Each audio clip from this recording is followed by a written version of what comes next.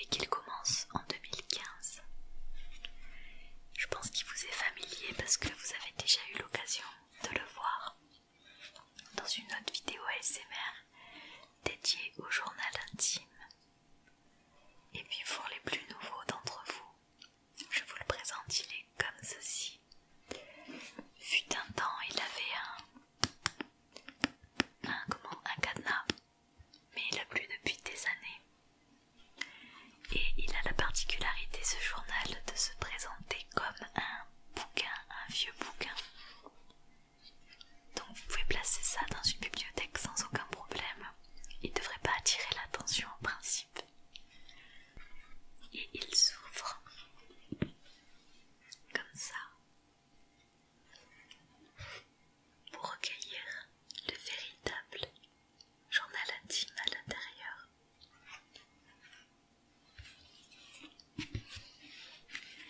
Je l'avais acheté, je me rappelle, il y a longtemps, c'était sur AliExpress. Ça me surprendrait beaucoup que le lien soit encore valide.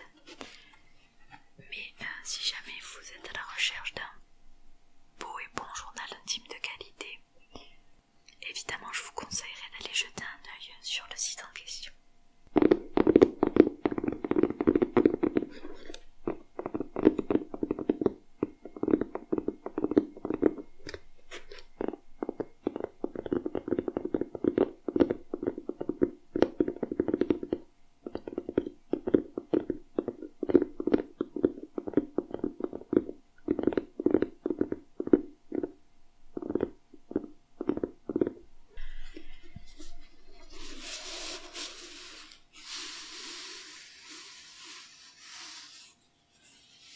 Donc j'ai prévu ce soir de vous lire un des passages de petites confidences que j'aurais pu écrire.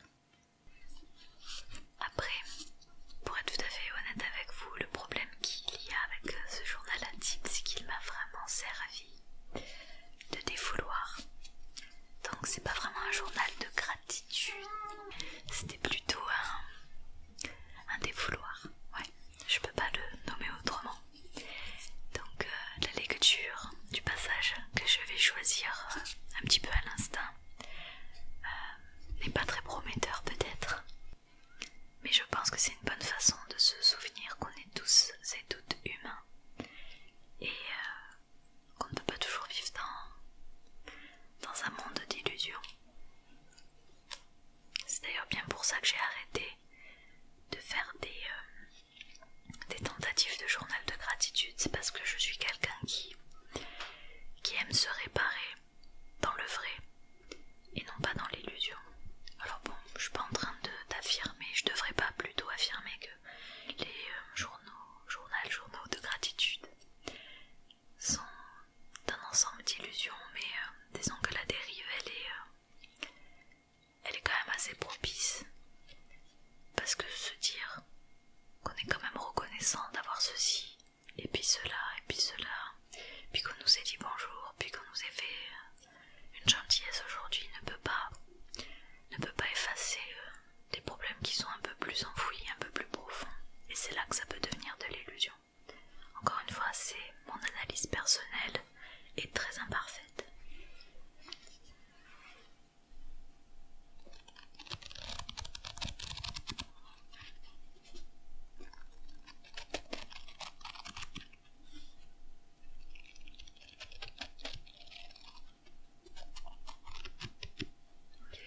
Ce que j'aimais bien dans ce livre, c'était les pages. Elles étaient toutes différentes les unes des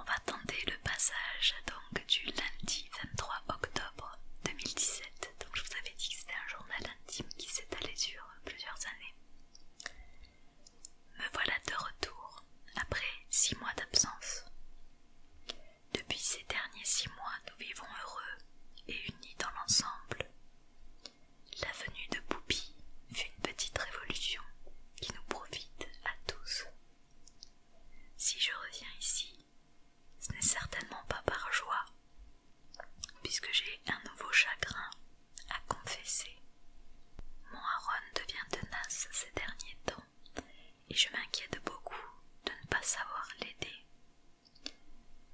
Je reste convaincue que cet enfant a besoin de beaucoup d'attention, plus que la normale des enfants autour de moi. Nous renvoyons une image de nous totalement faussée de nos intentions. Nous vivons greffés à nos PC et nos téléphones. J'ai peur que Aaron s'imagine être moins important à nos yeux que nos appareils. Demain, on essayera de changer en l'occupant au mieux et nous verrons si changement il y a. La petite confession du lundi 23 octobre 2017. Ça me peine tout de même de relire ça parce que nous sommes bientôt en 2022 et je réalise que je suis un peu en interrogation sur le bien-être de mon garçon depuis quand même 2017, ça va faire 5 ans que je me questionne. Entre-temps, j'ai eu énormément de réponses, donc c'est quand même positif.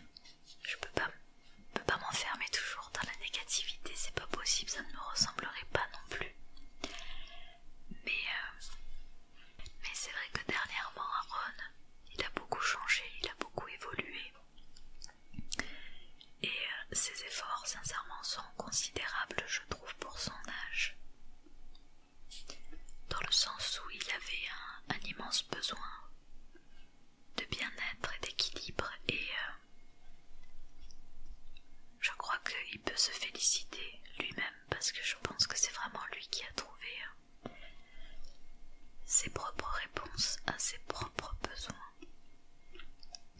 Si jamais vous n'êtes pas au courant, j'en avais parlé sur mon autre chaîne, mais j'avais expliqué que mon fils était devenu accro aux écrans et aux jeux vidéo, donc c'est pour ça que cette histoire fait écho un petit peu. Et c'est marrant parce que la console, la Switch, la Nintendo Switch l'a vraiment rendu accro, malade, totalement coupé du lien familial, il faisait plus rien avec nous, c'était crise de larmes sur crise de larmes. Dès que je prononçais le mot devoir, il se mettait à pleurer, à taper du poing, à taper des pieds, à criser. C'était une année compliquée. Et je crois que c'était juste avant l'été, ou pendant l'été, il a décidé que c'en était terminé avec la Nintendo Switch. Il a réalisé que ça lui faisait beaucoup de mal, enfin, je vous en parle plus en détail sur l'autre chaîne. Et depuis ce jour, depuis cet instant, il n'a plus jamais rejoué à la console.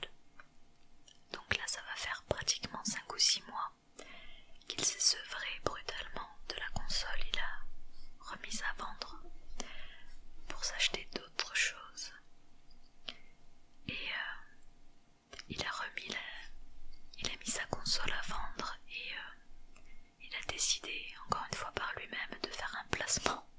Ça va vous faire peut-être sourire, mais il a décidé de faire un placement financier. Donc on s'est dit pourquoi pas. Et depuis, c'est un enfant qui est complètement différent. C'est un enfant qui est présent, un enfant qui est avec nous, un enfant qui rit, qui sourit, qui raconte ce qui se passe à l'école, chose qu'il ne faisait absolument pas auparavant. C'est un enfant qui s'est instauré un rituel. Bien sûr, on lui a conseillé, mais il le met en application désormais. C'est il rentre à la maison, il se déchausse, il monte à la douche, il se met en pyjama. C'est les devoirs. Et après, la détente. Et je trouve ça tellement agréable que ce soit devenu naturel. C'était pas évident, c'était vraiment pas évident. Je suis pas à bout de mes combats avec les enfants, mais voilà, je réalise qu'il a peut-être été de longues années quand même en souffrance. Pas une souffrance, pas au point de dire qu'il était en souffrance extrême, et que ça